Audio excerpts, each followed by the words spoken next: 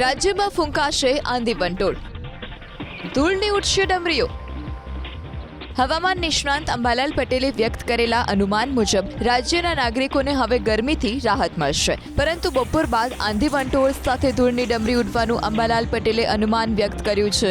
અંબાલાલ પટેલના અનુમાન મુજબ આગામી 18 થી 23 મે વચ્ચે સૌરાષ્ટ્રના દરિયાકાંઠાના વિસ્તારો અને મધ્ય ગુજરાતના કેટલાક જિલ્લામાં પ્રી મોન્સૂન એક્ટિવિટીનો વરસાદ વરસી શકે છે। આટલું જ નહીં, આ જ સમયગાળા દરમિયાન કાચા મકાનોના છાપરા ઉડી જાય તેવો પવન ફૂંકાશે। જૂન મહિનાની શરૂઆતના 4 દિવસ પણ અલગ અલગ જિલ્લામાં પ્રી મોન્સૂન એક્ટિવિટીનો વરસાદ વરસી શકે છે।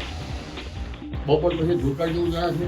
કૃતિકા નક્ષત્રમાં આંધી વંટોળનું પ્રમાણ વધશે અને ધીરે ધીરે પ્રી મોન્સૂન એક્ટિવિટીનો વરસાદ પણ થવાની શક્યતા રહેશે।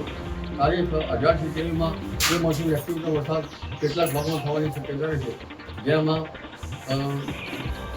સૌરાષ્ટ્રના દરિયા કિનારાના ભાગો, દક્ષિણ ગુજરાતના ભાગો અને પૂર્વ ગુજરાતના ભાગો અને ગુજરાતના અન્ય ભાગોમાં પ્રી મોન્સૂન એક્ટિવિટીનો વરસાદ બપોર બાદ થવાની શક્યતા રહેશે। આ ઉપરાંત લગભગ ભારે ગતિના પવનો ફૂંકાશે અને કાચા મકાનના છાપરા ઉડી જાય તેવા પવનો હવે ધીરે ધીરે ફૂંકાવાની શક્યતા રહેશે।